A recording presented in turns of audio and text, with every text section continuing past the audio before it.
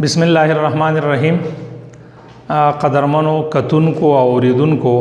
د پښتو د بنیادی الف ب توري په 15مه برخه کې باتوري سبزه تاسو ته په دې هیله باندې حاضر دی چې د مخکینو څلورو برخونه به تاسو لږ ډېر څه زده کړي ځکه چې زمونږ خو نورې ژبې هم زده کوو خو زمونږ بنیادي کم مورنۍ ژبه چې ده د هغې په موږ باندې چې څونه حق جوړیږي نو موږ کوشش دا کوو چې د هغې کم بنیاد دی د څه شي نه را جوړیږي د کمو تورو نه را جوړیږي او د هغې استعمال به موږ څنګه کوو نو په هغې باندې به موږ خبره کوو په مخکینو برخو کې منګه دا ویلو چې د نورو ژبو توري هم زمونږ په دې ژبه کې شامل دي د عربی هندی فارسی او بیا د پښتو خپل مخصوص توري او نن به منګه په دې برخه کې بحث کو په یېګانو باندې کم چې اخیرنه یې پوخا به منګه په دې کتابونو کې غونډۍ پرتۍ یا غټۍ وړۍ منګ به صرف دا زده کول او نور با په اخوا د یېګانو استعمال نو په پښتو کې د دې خبرې ضرورت محسوس شو چې منګه د دغه یېګانو جدا جدا کو پښتو خو په کتابونو کې خلکو وي خو چې کله دغه ضرورت راغی چې دا پښتو موږ نورو ته زده کو او داسې یو وخت راغلی چې دا موږ د خپل درسي کتابونو دا شامل کو موږ خپل ماشومانو ته زده کو موږ د بهرانو خلکو ته زده کو چې دغه ژبه زمونږ معرفي شي نو د هغې دپاره د هر یو توري ضرورت راغی چې دغه دوه یېګانې موږ په 15 یېګانو کې تقسیمو ځکه چې دا به منګه د زده کولو کوشش کوو نو په دې کې د ټولو نه وړومبی یې چې دا هغه معروفه یې ده هغه یې چې د هغې لاندې به دوه څنګ په څنګ ټکي راځي چې غونډۍ یي او دا دوه څنګ په څنګ ټکی پی راشي نو دا به منګه پیژنو چې دا معروفه یې دا پیژنګلو به منګ څنګه کو چې د دې نه په مخ کې د دې نه په مخکینی توري باندې ښکارا زیر راشي نو چې دغه زیر راشي منګ به دا یې چې بیا لیکو منګ به معروفه یې لیکو یو خو دا پیژنګلو دا دویمه پیژنګلو دا ده چې دا عموما چې منګه کم نمونه لیکو او هغه واحدی او دا هغې منګ اکثر جمع لیکو نو د هغې جمع د جوړولو دپاره به منګه بیا دغه معروفه یې لیکو چې هغه که د کلمې په منځ کې راځي او که هغه په اخیره کې راځي نو دغه یې به منګ لیکو چې مثال منګه وایو سړی نو سړی لکه سړی او سړی نو د دیړي دا کم سړی چې ما ووې نو دا منګه دا به انشاءالله دغه سړی دا یې چې دا بله یې دا مجهوله یې ده خو د دې منګه دا سړی لی نو دړي مطلب د دې مخکې په دې اړې باندې ښکاره زیر راغلی دی نو په دې وجه باندې منګه دا مخصوصه یې لیکو او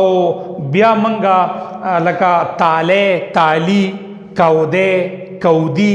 نو دا منګه بیا چې جمع ته کله اړو نو دغه اسمونو د جمع دپاره منګ دا معروفه یې استعمالو منګ به په مثالونو باندې انشاءالله دا ټولې یېګانې نورې هم بیا واضحه کړو دویمه کومه یې چې زمونږ سره ده هغه د پښتو مخصوصه یې ده چې هم دغه غونډۍ یې ده خو په دې باندې ولاړ دوه ټکي لګي که هغه جدا راځي او که د کلمې په منځ کې راځي نو موږ به د دغه توري پیژنګلو څنګه کوو چې د پښتو په دغه پراخه لمن کې موږ خو په دې نورو ژبو کې زده کړي چې زبر زیر او پیش لکه زور او زیر او پیخ په پښتو کې زورکې زیرکې او پیخکې هم دی نو د دغه زورکی زیرکی د دغه پیژنګلو دپاره به منګه که دا مخصوصه یې منګه استعمالو نو د دې نه په مخکینی توري باندې به زیرکی راغلی اوس دا زیرکی څنګه دی لکه اوس منګه مثال وایو لکه سړی لکه سړی نو د سړی خو منګه زیر وي اوس سړی نو داړې چې دا کنه دا منګه د دې زیر نه لګ لړن زیر چون کې اوږد دی او زیر کې چې دی هغه به د زیر نه لګ لړنی نو پیژنګلو به دی چې دا به منګه لګ لړن استعمالو او لک د دغه نه لکه ونی نه ونی خزي دا کمنګه په دې څنګ په څنګ پټکو باندې لیکو دا به غلط لیکو د دې پیژنګلو به هم دقی چې د دې به منګه ولاړ ټکی به لګو نو دا به مخصوص ای بیا چې منګه استعمال کو دای مثالونه دي نو په هغې باندې به انشاءالله منګه نور هم پوه شو په دې پسې دریمه کمایې چې ده نو هغه هم دغه غونډه یې ده خو په دې غونډه یې باندې دلته منګه یو کرخه راکاو یو کش په لګاو دغه وړوکي کرخه چې دا به موږ ته د دې خبرې نشاندهي کوي دا خبره به موږ ته په ګوته کوي چې دا د تانیث یې د مؤنث یې چې په پښتو کې ورته موږ خزینه یې هم وایو نو په کم ټکی د پښتو چې هغه خزینه هغه په مؤنث کې په هغې باندې به منګه دا کرخه راکاږو نه چې منګ به په هغې لاندې باندې ټکي کوو نه چې منګ به په هغې باندې حمزه لګو خو چې دا لکه مثال منګه وایو هم دغه ټکی دی لکه لکۍ هګۍ جینۍ کرسۍ چې داسې ټکی د پښتو چې هغه په دې یې باندې چې دغه کرخه ورته راښکودی شوي نو د دې به مطلب دی چې دا خزینه یې ده دا د مؤنث دپاره استعمالیږي څلورم نمبر هغه غونډه یې چې په هغې باندې دا حمزه لګېدلی دا به کمه نو دې یې ته منګه د حکم یې وایو امریه منګ چې چاته حکم کو چې دا کار وکئ نو دا لکه منګه وایو زی نو دا زی به غلطي په دې زی به منګه داسې حمزه لګو دا به موږ ته پته ولګي چې دا د حکم دپاره استعمالیږي لکه منګه بل وایو چې لیکئ نو دا به غلطي نو منګ به لیکئ څنګه لیکو دا یې لیکئ دا په دې حمزه باندې با نو دا به د کم چې منګه په پښتو کې په جمله کې استعمالو او د هغې نه دا پته لګي چې دا حکم دی هلکه تادي کوئ زغلی ټیک ده نو د هغې دپاره به منګه په اخره کې دغه حمزه لګو نو دا زموږ سره د امر یا د حکم یې ده اخرنۍ کمه یې چې ده هغې ته منګه په دې پښتو کې به منګه پرته یې او اوږده یې او غټه یې به منګ وې نو د دغه پرته یې یا غټه یې یا اوږده یې دې ته وایي مجهوله یې اوس د دې پیژنګلو به منګ څنګه کوو د دې مجهولې یې چې دا به په دې کې یوه خبره به یاد ساتئ که څوک د افغانستان لیکلي کتابونه ګوري نو دا مجهوله یې هغو په دې غونډه یې باندې لیکي په دې باندې هیڅ شی هم نه په حمزه یې نه په لاندې باندې ټکي نه ورته دا لکوي د دې مطلب دا دی چې دا موږ دلته غټه یې لیکو اوږده یې هغوی دغه شان غونډه لیکي خو څه پې نه لیکي دا د هغو مجهوله یې ده که چېرته زمونږ مخې ته چېرته یو ارټیکل یا چېرته کتاب د افغانستان راځي نو د هغې مطلب به دی اوس ما تاسو ته اول ذکر کړو چې د دې پیژنګلو به موږ څنګه کوو څنګه چې موږ د مخصوصه یې دپاره موږ زیرکې استعمالو لکه د پښتو د دې لمنې به تاسو ته پته لګي چې څونه پراخه ده چې د زور زیر سره زیرکې او زورکې هم دی نو د دې مخصوصي یې سره موږ زیرکې استعمالو د دې مجهولي سره به موږ زورکې استعمالو لکه مثال موږ داسې وایو که نه چې سړي سړی اوبه وڅکې اوس دا سړي او سړی دا به موږ څنګه لیکو نو چې دا سړی راځي نو دی سړی ٹھیک ده نو دا خو سړی شوې ځکه چې دا خو موږ دلته په مخصوصه یې باندې لیکو خو چې موږ سړی لیکو نو سړی به څنګه لیکو سړی نو دا به زورکې لاول راځي چې په دې ړې باندې د زور نه لږ کم داسې زمونږ حرکت چې دی کم حرکات چې دي مخصوص نو د هغې دپاره سړی نو فرق به په دې ځای کې راځي او عموما طور په اسمونو کې دا د واحد دپاره راځي دا یو خبره و هم د دې په قاعده کې موږ یاد ساتو چې دا مجهوله یې موږ کله لیکو نو دا به د سړي دپاره د مؤنث د واحد دپاره استعمالو نو موږ به دا پیژنو چې دا مجهوله یې ده لکه مثال موږ وایو زمری سړی نری ټیک دا وږی تږی نو دا یې چې دا تږی نو دا د زور نه چې لږ کمې زورکې د هغې نه په مخ کې توري باندې راشي دا به مجهوله وي هم دغه قاعده د دې په د معروف یې په شان ده چې کله د کلمې په منځ کې راشي نو لکه مثال شمیر نو دا به موږ په ولاړو ټکو باندې کوو لکه موږ وایو خیر دا خیر که موږ داسې لیکو نو د دې نه به خیر جوړیږي نو کله چې موږ دا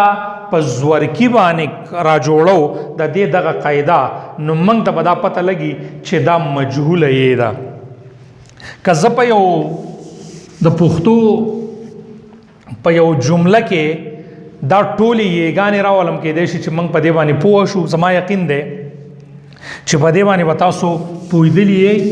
نو اوس په موږ دا کوشش وکړو چې په یو 2-3 جملو کې په کلمو کې به راولو موږ به کوشش دا وکړو او دا به بیا جدا کړو موږ به پوه شو لکه اوس موږ وایو چې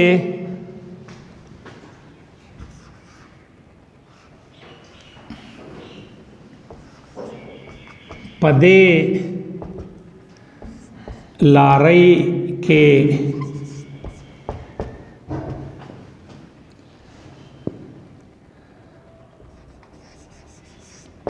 ښځې دي راځئ ګورئ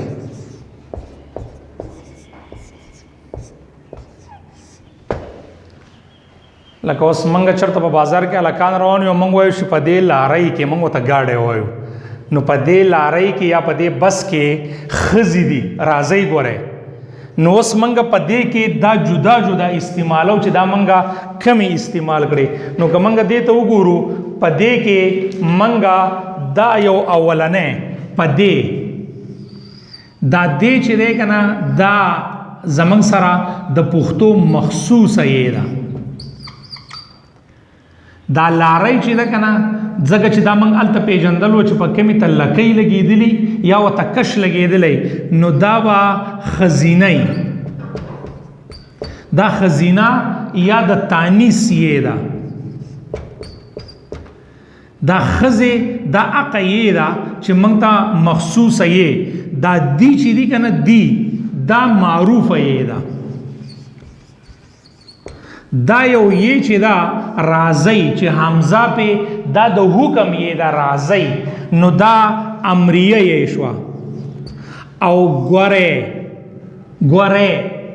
نو دا مجهوله یې شوه ٹھیک ده موږ به د دې ځکه د دې هر یوې یې تاسو ته پته ولګېده چې د دې جدا استعمال دی او د دې جدا انداز دی نو په دې وجه دا یېګانې دي اوس منګ مثال بل یو جمله استعمالو یا یو خبره کو چې منګ چاته وایو چې واورئ د دې کلي سړی په خلکو پورې لکۍ تړي ٹھیک ده واورئ لکه واورئ نو چې کله منګ هغه واورئ کو نو منګ وایو واورئ نو که دا موږ داسې لیکو دا به غلط لیکو په دې به منګ ځکه چې دا د حکم دی واورئ حکم کې که نه د دې کلی سړی په خلکو پورې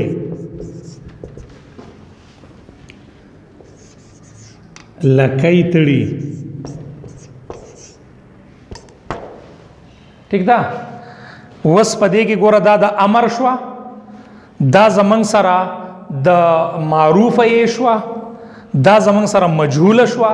دا زمونږ سره د پښتو مخصوصه شوه، دا امریه یې شوه. اقه پنځه یېګانې په دې یوه فقره کې راغلی. اوس مثال موږ بله یو فقره استعمالو چې موږ چاته وایو وګورئ دا سړی اوبه څکي او ډوډۍ خوري، دا سړی اوبه څکي، سړی مطلب یخې اوبه څکي. نو اوس سړی